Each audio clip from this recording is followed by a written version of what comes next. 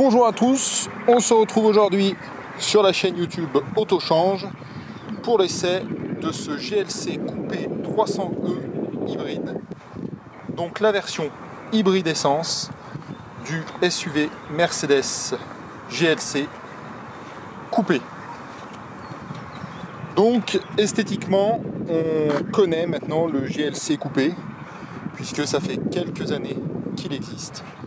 Il a bénéficié d'un restylage pour la sortir un petit peu mieux à la gamme, donc à savoir essentiellement un travail porté sur les optiques arrière. Sur la façade avant, on a plus de changements puisque la calandre, les feux, la façade avant complète a changé pour s'assortir un petit peu mieux au nouveau GLA. Les optiques aussi sont nouveaux.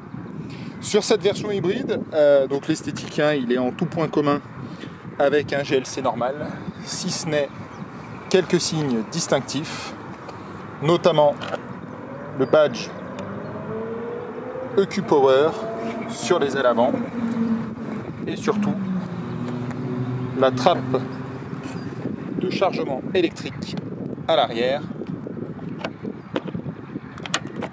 type 2 sur laquelle vous pouvez vous brancher sur prise 220 et sur borne. On est sur une version AMG, donc on retrouve le diffuseur à l'arrière, les jantes Python AMG et un style un petit peu plus sportif. À l'intérieur de ce GLC, on retrouve une planche de bord en tout point commun avec le GLC standard.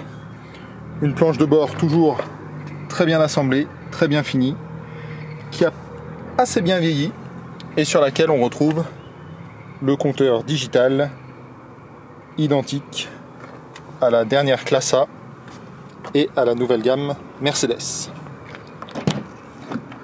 À l'arrière, un espace toujours généreux, un toit un petit peu plus tombant puisqu'on est sur la version coupée, mais il y a quand même de la place. On ne peut pas se plaindre et prendre en défaut le GLC. Et c'est au niveau du coffre qu'éventuellement, suivant les besoins, on peut avoir une petite réticence. Alors nous, il y a un petit peu de monde dans le coffre, mais le coffre est légèrement diminué par la présence des batteries.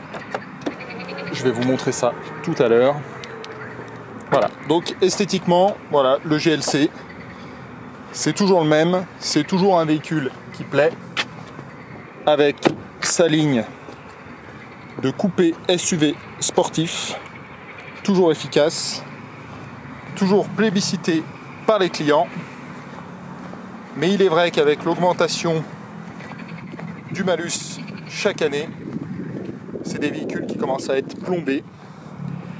Aujourd'hui, certains GLC en essence prennent carrément le malus maximum de 20 ou 30 000 euros. Donc les constructeurs se devaient de réagir et proposent maintenant des versions hybrides. Je vous propose de passer à bord pour voir ce que ça donne sur la route.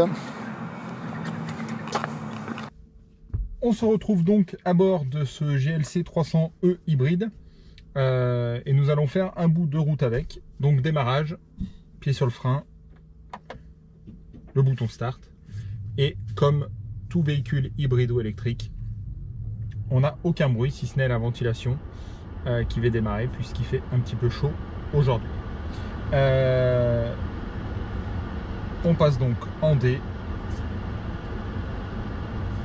Donc notre GLC 300e hybride démarre donc par défaut en mode électrique.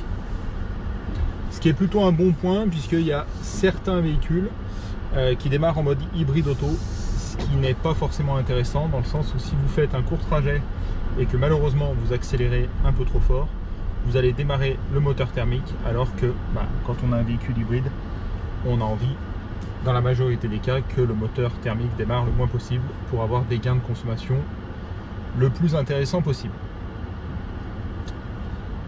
Donc ce GLC, si on coupe un petit peu la ventilation, le silence est remarquable puisque le véhicule est très bien insonorisé et on entend très peu la circulation environnante et du coup c'est très agréable de rouler dans ces conditions puisqu'on a vraiment très peu de bruit. Les vitesses s'égrènent sans les moindres secousses et c'est très agréable. Donc pour rappel, la chaîne cinématique donc, de ce GLC 300e hybride, c'est un moteur donc 2 litres essence turbo de 211 chevaux. Donc le moteur qu'on trouve par exemple sur les A250, il est classé essence. Donc un moteur du groupe Mercedes bien entendu, qui est accouplé à un moteur électrique de 122 chevaux qui développe à lui seul plus de 400 Nm de couple. Donc le gros avantage, c'est qu'effectivement en mode électrique on n'a que 122 chevaux, mais on a beaucoup de couples disponibles tout de suite. Donc vous voyez, les performances sont quand même vraiment intéressantes. Là vous voyez, je suis déjà à 70 en mode électrique. Donc ça fonctionne bien. Et je dois dire, pour avoir testé plusieurs marques, donc BMW, Mercedes, Porsche, Renault, la Clio 5, Lexus, Toyota, donc pas mal quand même de modèles hybrides. Je dois dire que là, le GLC en mode électrique, il fonctionne vraiment bien. Et on n'a même pas de questions à se poser sur les relances. Je vous ferai une petite vue compteur tout à l'heure, mais ça marche vraiment très bien. Donc comme beaucoup d'électriques, on peut rouler jusqu'à 130 km/h en 100% électrique. Alors bien entendu, c'est bien connu, l'électrique c'est pas fait pour l'autoroute et en roulant à 130 en électrique, vous allez faire 15-20 km tout au plus. C'est pas là que c'est intéressant. Alors nous on vend de plus en plus de véhicules hybrides et la question est toujours un petit peu la même. Et ce matin j'avais un client qui me posait donc cette question là. Est-ce que l'hybride c'est bien? La réponse est oui. L'hybride c'est bien, mais il faut que ce soit adapté à votre usage.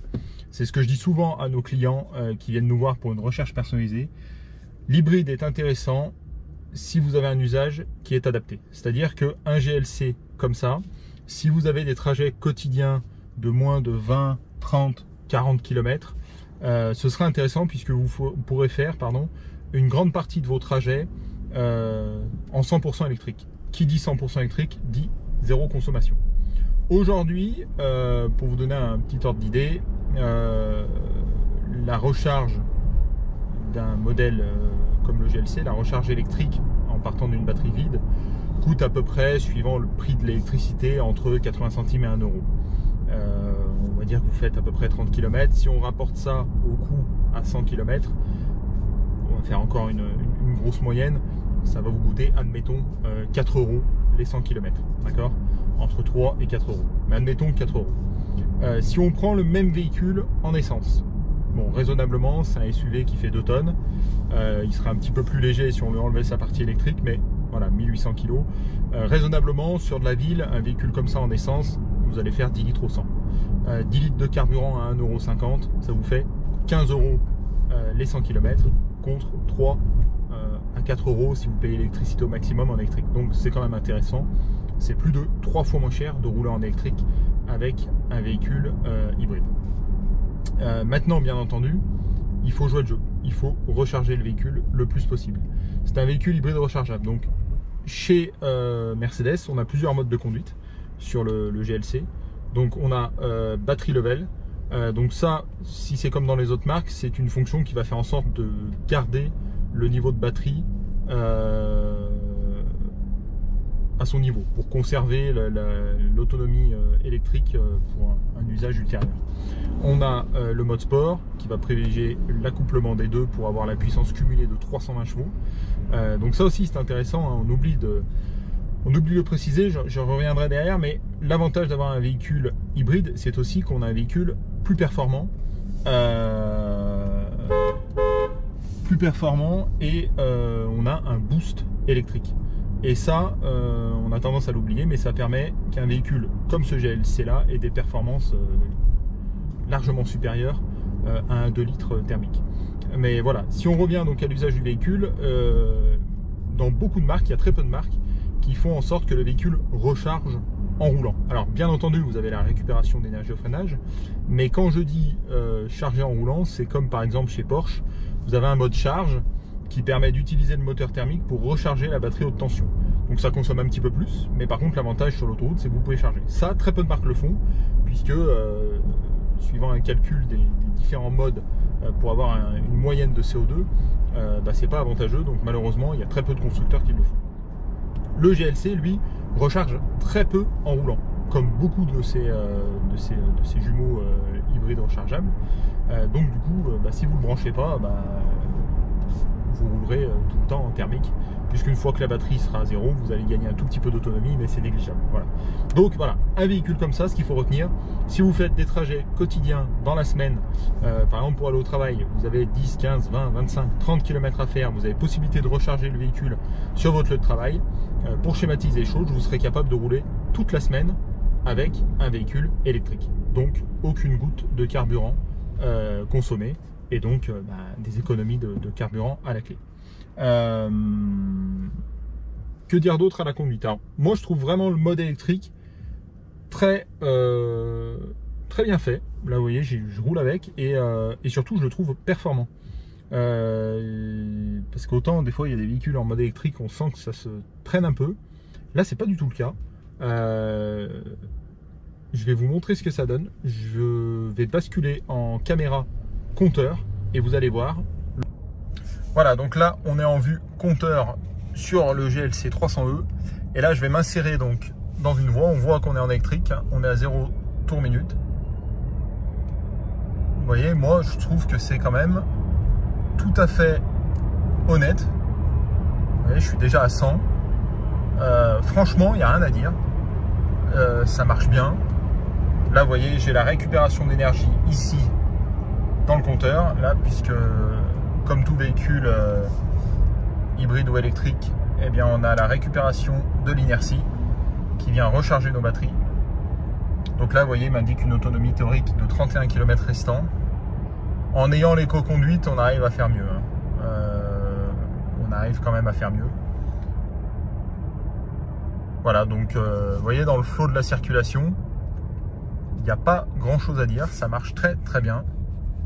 Et on n'a pas du tout la sensation d'avoir un véhicule sous-motorisé, contrairement à d'autres marques. Voilà. Donc maintenant, on va regarder ce que donne le mode sport. On va rebasculer en mode caméra. Voilà, donc on a essayé le mode électrique. On va basculer, hop, en sport. Ça y est, le moteur thermique a démarré. Et donc là, on se retrouve avec un 2 litres essence turbo de 211 chevaux, plus un boost électrique de 122 chevaux et 400 Nm de couple. Donc comme je disais tout à l'heure, le gros avantage, c'est qu'on se retrouve avec seulement 2 litres de cylindrée, avec un véhicule qui fait 320 chevaux, plus de 500 Nm de couple, et on a des perfs très intéressantes, 5 secondes 7 au 0 à 100. Effectivement, on sent très bien le boost électrique. Ça fonctionne très bien. Et on sent pas les 2 tonnes passées, hein, parce que c'est vrai que bon, le GLC est déjà quand même un véhicule plutôt lourd sur la balance. Et là, avec le système hybride, donc batterie, moteur, batteries qui sont dans le coffre comme toujours, là il dépasse allègrement les 2 tonnes. Mais voilà, c'est bien suspendu, c'est bien géré. Ouais, non, ça marche vraiment bien. On va voir si ça repasse rapidement en mode électrique si on le rebascule.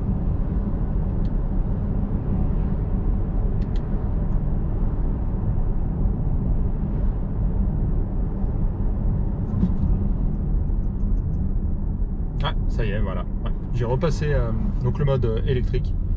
Et là, j'ai un nouveau moteur thermique qui s'est éteint.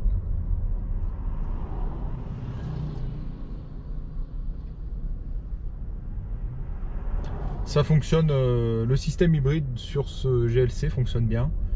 J'en ai testé plusieurs et ouais, on sent pas du tout l'allumage du moteur thermique, ni son extinction. Et le mode électrique est vraiment très agréable. On n'a pas de sensation de manque, on ne ressent pas le besoin d'allumer le moteur thermique. Donc voilà, je pense que si comme ce client-là, voilà, vous êtes partagé, parce que c'est vrai que les véhicules électriques aujourd'hui, on a quand même le problème de l'autonomie et du prix. Parce qu'un SUV comme ça, alors prix chez nous, donc c'est un véhicule en recherche personnalisée hein, qui a 8171 km. De 2020, c'est un véhicule qu'on propose à 62 000 €. Mais c'est vrai que neuf, ça vaut 78 000 € passés. Mais un véhicule électrique comparable, c'est 100 000 aujourd'hui sur le marché. Et c'est vrai qu'on a toujours un petit peu la réticence de l'autonomie. Alors l'avantage avec l'hybride, c'est qu'on a les deux mondes. C'est-à-dire que c'est vrai que l'électrique en général est plutôt pour l'instant pour les courts trajets, puisque sur l'autoroute, hein, même une Tesla, si on prend l'exemple d'une Tesla qui est ce qui se fait de mieux en électrique, si vous prenez une Tesla, vous allez sur l'autoroute, vous respectez les limitations à 130 et des fois 140, ou si vous roulez plus vite à l'étranger, l'autonomie fond comme neige au soleil, hein. Une voiture électrique n'est pas faite pour aller vite, n'est pas faite pour aller sur l'autoroute. Gros avantage de la technologie hybride, c'est qu'il n'y a pas de question à se poser. Pour les courts trajets du quotidien, vous pouvez rouler avec une voiture électrique. Et si vous avez besoin de traverser la France pour partir en vacances, et ben effectivement vous allez consommer plus, hein, puisqu'on va se retrouver sur la consommation d'un véhicule essence. Mais par contre, et ben, il n'y aura pas de problème d'autonomie. Tant que le réservoir sera rempli, vous pouvez aller où vous voulez. Ça, aujourd'hui, on ne peut pas nier, c'est quand même l'avantage du véhicule thermique et hybride. Voilà, donc écoutez, j'espère que cette vidéo vous a plu. N'hésitez pas à vous abonner à notre chaîne. Si vous avez des questions sur les véhicules hybrides en général, sur les véhicules thermiques, que vous avez une recherche de véhicules, vous pouvez nous contacter. Vous trouverez donc nos coordonnées sur les réseaux, Instagram, Facebook. Et moi, je vous dis à bientôt pour une prochaine vidéo. À très vite.